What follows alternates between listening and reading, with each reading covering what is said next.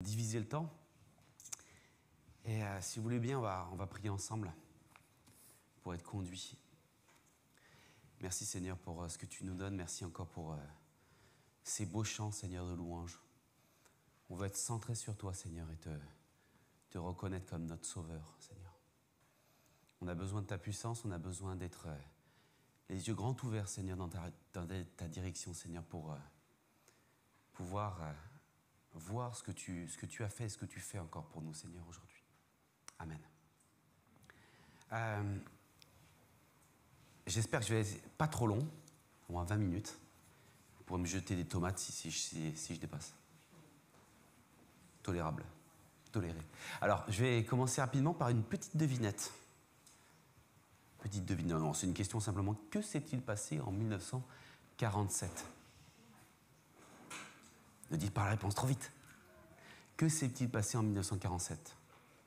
Si vous ne savez pas, Christophe vous dirait, venez au cours. Amen. Exactement, venons. Exact. Bon, je vais donner la réponse, hein, si vous l'avez, tant mieux. Mais en fait, ça a été d'une importance majeure pour les chrétiens, et pas seulement pour les chrétiens. C'est qu'en 1947, on a commencé à découvrir les manuscrits de la mer morte, donc Qumran, pour ceux, peut-être que ça vous parle. Il y a eu des bonnes réponses, et je les ai vues, je les ai notées, c'est déjà des points en plus. Et en fait, c'est un site archéologique, c'est des grottes qui se situent pas loin de la mer Morte, au nord-ouest. Et on sait que ces grottes renferment des manuscrits, des parchemins, et qui datent à peu près d'il y a 2000 ans. Donc ça tombe bien, c'est à peu près la période de Jésus, hein, si vous faites le calcul. Et c'est très intéressant parce que l'une des premières découvertes que l'on a faites dans ces grottes, et dans la grotte d'ailleurs numéro 1, c'était un grand rouleau de parchemin, c'était des feuilles de cuir qui sont attachées entre elles, et c'était l'intégralité du livre d'Ésaïe. Mais l'intégralité, pas juste abîmée comme souvent ce qui arrive à cause du temps qui passe, voilà, des saisons et tout ce qui peut arriver de normal sur Terre et la dégradation des parchemins ou des papyrus. Mais là, très très bien conservé en fait, l'intégralité du texte d'Ésaïe. Et ce n'est pas un détail pour nous. Parce que ce matin, excusez-moi, pas ce soir, oula, je m'emballe un peu vite, j'ai été long. Ce matin, j'aurais voulu qu'on s'arrête sur un passage très connu. Et ça m'est venu à l'idée parce qu'il y a une semaine, avec collègues, on est allé évangéliser. Et on est tombé sur un musulman. Et il ne connaissait pas les manuscrits de la mer morte. Et pour faire court, hein, je ne connais pas le détail, mais il nous a dit, mais le Coran nous dit qu'on doit croire en la Bible, qu'on doit croire à la Bible hébraïque et aussi les évangiles. Mais, je lui dis, alors pourquoi vous ne croyez pas ? Ben non, parce qu'aujourd'hui, ce n'est pas du tout la même chose. Ça a été trafiqué. Et je crois que c'est écrit dans le Coran, que ça a été trafiqué. Et je lui dis, mais tu es au courant des manuscrits de la mer morte ? Parce qu'ils ont été écrits et découverts et enterrés bien avant Mahomet. Comment t'expliques ça ? Et il n'y a pas eu de changement majeur. Comment t'expliques ça ? Il dit oui, mais non. Parce que c'est normal, c'est logique en tout cas. Et là, donc, je vais m'arrêter sur le chapitre des chapitres du livre d'Ésaïe, c'est le chapitre 53. C'est le chapitre qu'on appelle le chant du serviteur, et c'est le 4e chant du serviteur, parce qu'il y en a d'autres, mais on ne va pas les voir, c'est un peu long sinon. Et ça se situe dans la 2e partie du livre d'Ésaïe, qui est la partie de la consolation. Et c'est pas pour rien. Parce que ce serviteur, c'est qui ? Le chant du serviteur, ça décrit un serviteur, mais c'est qui ce serviteur ? Vous vous souvenez peut-être dans Actes, l'Éthiopien qui revient de Jérusalem et qui s'interroge sur le chemin en train de lire Ésaïe. Il est en train de lire quoi ? Il est en train de lire ce chapitre. Et Philippe qui arrive, qui est déposé miraculeusement, on va dire, sur le chemin, va lui expliquer. Et qu'est-ce qu'il va lui poser ? Mais c'est qui ce serviteur ? Est-ce que c'est le prophète Isaïe ? Est-ce que c'est quelqu'un d'autre ? Qui est-ce ? Et je vais lire et on va attaquer ça. J'espère que je serai clair. Et ça commence le chapitre 53, mais ça commence même un peu avant. Ça se fait en 5 paragraphes. Et le premier paragraphe, c'est une introduction. Et ça commence comme ça. Voici mon serviteur agira en toute sagesse. Il sera haut placé, très élevé, grandement exalté. Beaucoup ont été horrifiés tellement son visage était défiguré et tant son apparence n'avait plus rien d'humain.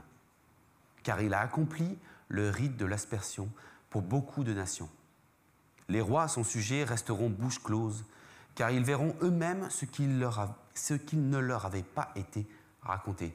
Ils comprendront ce qui ne leur avait pas été annoncé. Là, c'est une introduction, c'est un résumé. Je vous lis en version Summer, si vous voulez vous le suivre avec moi, parce que je vais encore lire d'autres passages.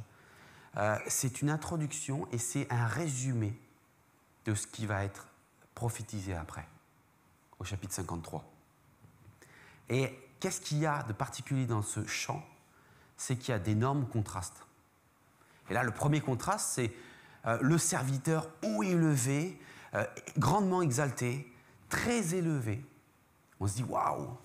Aujourd'hui, tous les films qui exaltent des héros, c'est souvent des beaux blonds angéliques avec une musculature qui ne fait pas lire tout le monde. On n'imagine pas quelqu'un de défiguré. Parce que le verset qui suit, qui a horrifié tellement son visage était défiguré. Une apparence qui n'avait plus rien d'humain. Alors là, on parle de quelqu'un de très élevé et on me décrit juste après un monstre. Excusez-moi, je ne veux pas être familier, mais c'est vrai que c'est un monstre qui est décrit après. Il y a des contrastes qui vont être flagrants dans ce chant. Et pourtant, il a une particularité, ce serviteur, c'est qu'il va faire le rite de l'aspersion. Et de ce que j'ai lu, le rite de l'aspersion, en fait, c'était un rite de purification. C'était les prêtres qui faisaient ça à l'époque, en signe de purification. Mais fait très important, Isaïe, il parle à qui? Il parle aux Juifs, il parle au peuple hébreu, 500 ans ou 600 ans avant Jésus-Christ. Et pourtant, il parle de la purification pour beaucoup de nations. C'est humiliant, ça, pour le peuple. Un prophète du peuple hébreu qui parle d'une purification, mais pour les nations. Ça ne vous rappelle pas quelqu'un? Je pense que tout va nous rappeler quelqu'un. Toujours la même personne. Première chose, et les nations, ça parle de tous les peuples, sauf Israël.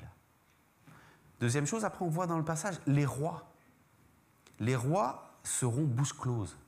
Ils seront ébahis, ils seront complètement subjugués, ils ne pourront plus rien dire, parce qu'ils vont comprendre et voir des choses qu'on ne leur avait jamais expliquées, sans rien connaître de Christ, parce que là c'est Christ qu'on parle, sans rien savoir de ses serviteurs, ils vont quand même tout comprendre. Ça parle de la seconde venue de Jésus-Christ. Passage qui suit, on va commencer au chapitre 53, on va continuer même. Qui a cru à notre message? À qui a été révélée la puissance de l'Éternel? Car devant l'Éternel, il a grandi tout droit comme une jeune pousse ou comme une racine sortant d'un sol aride. Il n'avait ni prestance ni beauté pour retenir notre attention, ni rien dans son aspect qui pût nous attirer. Il était méprisé, abandonné des hommes, un homme de douleur, habitué à la souffrance. Oui, il était semblable à ceux devant lesquels on détourne les yeux. Il était méprisé et nous n'avons fait aucun cas de sa valeur. Là, dans ce paragraphe suivant, qu'est-ce qui me vient à l'esprit quand je lis ça? C'est méprisé et sans valeur. Encore un contraste. Méprisé et sans valeur. Et au premier verset, il y a écrit « Qui a cru à notre message ?» Qui a cru à notre message? À qui a été révélé? Et ce qui est très intéressant, c'est qu'on voit la réponse juste avant. Je vous parlais des nations. Parce que notre message, quand le prophète dit notre message, c'est le message du peuple d'Israël. C'est le message du prophète qui représente le peuple d'Israël. Et la réponse, elle est juste avant, les nations. Et les rois dans un futur où ils vont comprendre, ils vont voir, mais ce sera trop tard. Donc, qui a cru? Les nations. À qui a été révélée la puissance de l'Éternel? Aux nations. À beaucoup de nations, comme ils disent. L'expression, il est dit, il a grandi tout droit, en parlant du serviteur, comme une jeune pousse. Une jeune pousse, en fait, c'est un rejeton. C'est un rejet. Je ne sais pas si vous avez déjà vu un arbre. Chez mes parents, il y a un arbre comme ça, c'était pénible. Un tilleul, si je crois. Mais au niveau des racines, plein de rejetons. C'est bien la seule chose qu'on n'a pas envie de voir sur un arbre. C'est pas joli, ça t'empêche de profiter de l'arbre, même ça l'affaiblit. C'est quelque chose qui pousse où on ne l'a pas attendu. Ça pousse à partir souvent du sol ou de la base, ou là il même dit, ou alors une racine sortant du sol aride. C'est quelque chose qu'on n'attend pas. C'est quelque chose qui n'est pas désiré, mais c'est présent. Et c'est fragile. Ça représente le serviteur. Et au verset 3, il est dit, il est méprisé, et nous n'avons fait aucun cas de sa valeur. Et là, le nous, encore une fois, avec le prophète Isaïe, ça représente le peuple d'Israël. Est-ce que c'est pas ce qui s'est passé plusieurs siècles plus tard avec Jésus-Christ? Si. Et une dernière chose par rapport à ces versets, un homme de douleur habitué à la souffrance. Hein, quand j'ai lu ça, j'ai dit, ouais, ok. Et si j'étais taquin, j'aurais dit, moi aussi, je connais la souffrance. Nous aussi, nous connaissons la souffrance. C'est pas vrai? Qui n'a pas souffert? Qui n'est même pas, avec l'âge, obligé d'être habitué à une douleur physique, à une santé qui se dégrade, ou alors à des blessures d'âme? On est tous blessés, on est tous dans la souffrance. Mais, et on va voir la suite, mais, il y a une différence très importante. On voit ça au paragraphe suivant, versets 4 à 6. Pourtant, en vérité, c'est de nos maladies qu'il a été chargé. Et ce sont nos souffrances qu'il a pris sur lui, alors que nous pensions que Dieu l'avait puni, frappé et humilié. Mais c'est par nos péchés qu'il a été percé, c'est pour nos fautes qu'il a été brisé. Le châtiment qui nous donne la paix est retombé sur lui, et c'est par ses blessures que nous sommes guéris. Nous étions tous errants, pareils des brebis, chacun de nous allait par son propre chemin. L'Éternel a fait retomber sur lui les fautes de nous tous. Et c'est là la différence. Je ne sais pas si vous l'avez noté, première partie de ce paragraphe, pourtant en vérité. Et là, c'est en réponse à habitué à la souffrance. La différence entre ce que nous pouvons vivre en termes de souffrance et sa souffrance, c'est que lui, sa souffrance avait un but. C'est-à-dire, il s'est chargé de nos maladies. Sa souffrance, c'était prendre la nôtre, en fait. C'est prendre la conséquence de nos fautes. Nous, à la limite, on le mérite de souffrir. Parce que la souffrance, c'est une part de mort, et que la mort descend du péché. Et nous sommes remplis de péché. Nous méritons d'être punis. Nous méritons d'être corrigés. Nous méritons même de souffrir de façon absolue. N'est-ce pas? Ou je suis le seul? Peut-être je suis le seul. Mais non, mais réellement, c'est vrai. Mais est-ce que Christ le méritait? Est-ce que ce serviteur le méritait? Non. Par contre, il a été habitué à la souffrance. Il était habitué à la souffrance parce que, justement, sa souffrance avait un but. Nous guérir, nous délivrer. Prendre sur lui nos fautes. Et d'ailleurs, il a tellement souffert qu'on pensait que Dieu l'avait puni. Que Dieu l'avait puni. Ah, il souffre tellement, lui, Dieu doit lui en vouloir. C'est faux. Oui, nous, quand il nous arrive des malheurs, on peut se poser des questions si on n'est pas puni. Indirectement, oui, quand je vous disais avec le péché. Mais là, le seul cas dans l'humanité qui ne répond pas à cette logique, c'est bien le serviteur. Il n'a pas été puni. Il a pris. Il y a un sens à cette souffrance. Paragraphe suivant, on l'a frappé et il s'est humilié. Il n'a pas dit un mot, semblable à un agneau mené à l'abattoir, tout comme la brebis muette devant ceux qui la tondent. Il n'a pas dit un mot.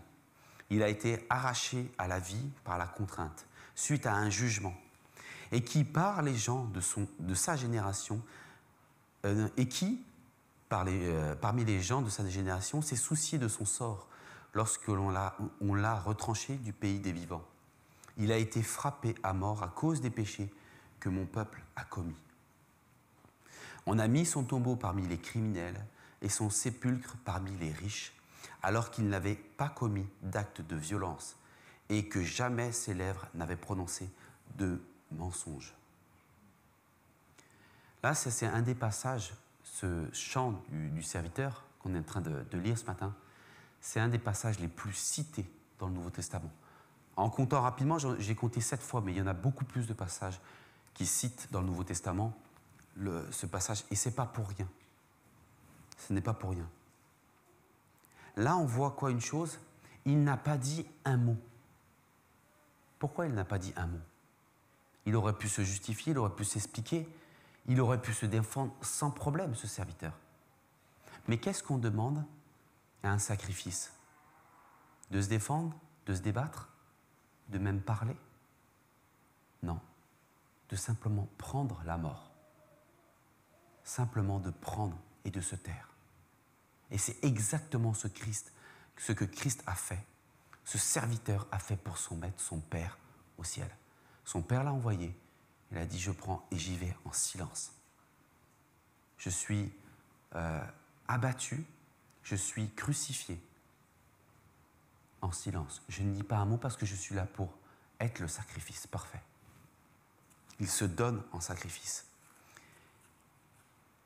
Et il a été mis parmi les criminels et son sépulcre est parmi les riches. Et ça contraste encore une fois avec ce qui va suivre. Et pourtant, il n'a pas commis d'acte de violence. Un criminel, qu'est-ce qu'il fait? Il fait des actes de violence, un criminel. Et là, on voit, il a été mis parmi les riches et pourtant, il n'a pas prononcé de mensonge. Vous allez me dire, c'est quoi le rapport le contraste entre les riches et prononcer de mensonges? Mais parce que c'est un serviteur. Et un serviteur qui se retrouve dans un sépulcre de riches, il a forcément triché à un moment donné. Il a forcément menti quelque part. Mais Christ n'a pas menti. Et pourtant, il a été mis dans le tombeau d'un riche. Dernier paragraphe. Mais il a plu à Dieu de le briser par la souffrance. Bien que toi, Dieu, tu aies livré sa vie en sacrifice de réparation. Il verra une descendance, il vivra de longs jours et il accomplira avec succès ce que désire l'Éternel. Car après avoir tant souffert, il verra la lumière et il sera comblé. Et parce que beaucoup de gens le connaîtront, mon serviteur le juste les déclarera justes et il se chargera de leurs fautes. Voici pourquoi je lui donnerai une part avec ces gens nombreux. Il partagera le bulletin avec la multitude, car il s'est dépouillé lui-même jusqu'à la mort et s'est laissé compter parmi les malfaiteurs, car il a pris sur lui les fautes d'un grand nombre. Il est intervenu en faveur des coupables. C'est pas beau ça? On chantait tout à l'heure la puissance de Dieu. Elle est là, la puissance de Dieu. Elle est là, la puissance de Dieu. On voit dans ce paragraphe que c'est la volonté. Il a plu à Dieu de le briser par la souffrance. Ça fait partie du plan de Dieu. Ça fait partie d'un objectif de Dieu. Il nous aime et ce n'est pas par hasard qu'il a envoyé ce serviteur. Ce n'est pas par hasard. Et aussi, on voit quelque chose une bonne nouvelle qui nous appartient, c'est-à-dire que mon serviteur, le juste, va déclarer ceux qui le connaîtront comme juste. Et il se chargera de leurs péchés. Est-ce que ce n'est pas ce que Christ a fait pour nous? Si, c'est clair, c'est évident. C'est plus qu'évident. Et on apprend une dernière chose dans le dernier verset, le verset 12, une chose qui est une espérance forte pour nous chrétiens, c'est qu'il est dit « il partagera le butin avec la multitude ». C'est-à-dire, en gros, son héritage, il va nous en faire profiter. Mais moi, j'ai l'impression que quand je lis ce chant du serviteur, j'ai vraiment l'impression que c'est un passage du Nouveau Testament, quoi. Pas vous? Moi, j'ai vraiment l'impression que ça parle. D'ailleurs, j'ai écouté un rabbin qui essayait de défendre ce passage comme quoi, non, ça ne peut pas parler de Jésus-Christ, ce n'est pas possible. Ça parle d'Israël. Ça parle de toute autre chose, mais sûrement pas de Jésus. Mais quand on le lit, c'est impossible d'arriver à cette conclusion. Depuis quand le peuple d'Israël va prendre les péchés des nations? Jamais. Quel héritage va-t-il partager? En quoi l'Israël est juste? Un voile énorme est devant les yeux. C'est impossible de penser. Et ça, je pense que cette découverte, pour revenir à quelque chose qui m'avait parlé, un prédicateur que j'aimais bien lors de ma conversion, au tout début de ma conversion, il racontait ça, c'est qu'un jour, il était à un stand biblique, et donc il y avait plein de différentes choses, et à un moment donné, à son stand, il y a un juif justement qui s'arrête et il commence à discuter avec le prédicateur. Et ce prédicateur dit, est-ce que ça ne vous dérange pas? Je vais vous lire un passage. À votre avis, lequel?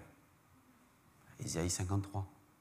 Mais il prend bien précaution de cacher avec la main le titre et la référence du passage. Il commence à lire tout le chapitre et à la fin il dit, voilà, toi qui es juif, qu'est-ce que tu en penses? Il dit, oui, mais comment tu veux que... Ça, c'est ta Bible, c'est pas la mienne. Qu'est-ce que tu veux que c'est un rapport avec moi? Tu parles de ton Jésus, mais voilà. Et là, il enlève sa main et dit, non, regarde, ça c'est Ésaïe, c'est ton prophète. Et comme les rois, il est resté bouche bée, ne plus savoir quoi dire. C'est tellement évident, c'est tellement évident. On a une puissance. Je veux dire, je suis persuadé, et je pense que je ne suis pas le seul, que cette découverte qu'on a refaite des manuscrits qui montrent qu'il n'y a pas eu de transformation entre-temps, des écrits, ces manuscrits, ça a été un coup de pouce très puissant de la part de Dieu. Et je pense ignorer, on ne l'ignore pas pour la plupart, ces découvertes, c'est très intéressant. Et même les Juifs, certains Juifs, appellent ce chapitre le chapitre interdit. Parce que depuis quelque temps, en fait, les rabbins ont retiré ce chapitre de la lecture annuelle dans les synagogues. Ça dérange un peu. Et ça, c'est surnommé malheureusement le chapitre interdit. Très intéressant. Et donc ça reboucle avec ce que je disais au début, pour finir avec ça.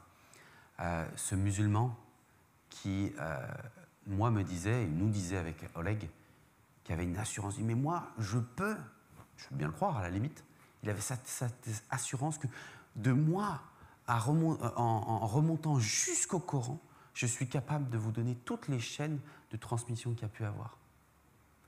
Je dis, ok, il n'y a pas de souci. C'est très bien si tu y arrives. Mais ça ne prouve rien. Ça ne prouve rien. Parce qu'il y a quelque chose de bien plus puissant. Qu'est-ce que tu fais de la Bible que, soi-disant, tu es censé adorer, comme ton prophète te le demande? Tu es censé t'en nourrir. Qu'est-ce que tu en fais? Tout montre qu'elle n'a pas été falsifiée et tu l'ignores. En tant que chrétien, je pense qu'il y a des perles à découvrir dans la parole. Donc là, c'était un peu technique ce matin peut-être, mais on a, au-delà de simplement le texte, on a quelque chose à vivre avec Dieu. Et Dieu nous met des clés, nous met des choses qu'on a à creuser, un peu comme ce site archéologique. Et en son temps, Dieu nous fait découvrir des perles. Amen. Soyez bénis.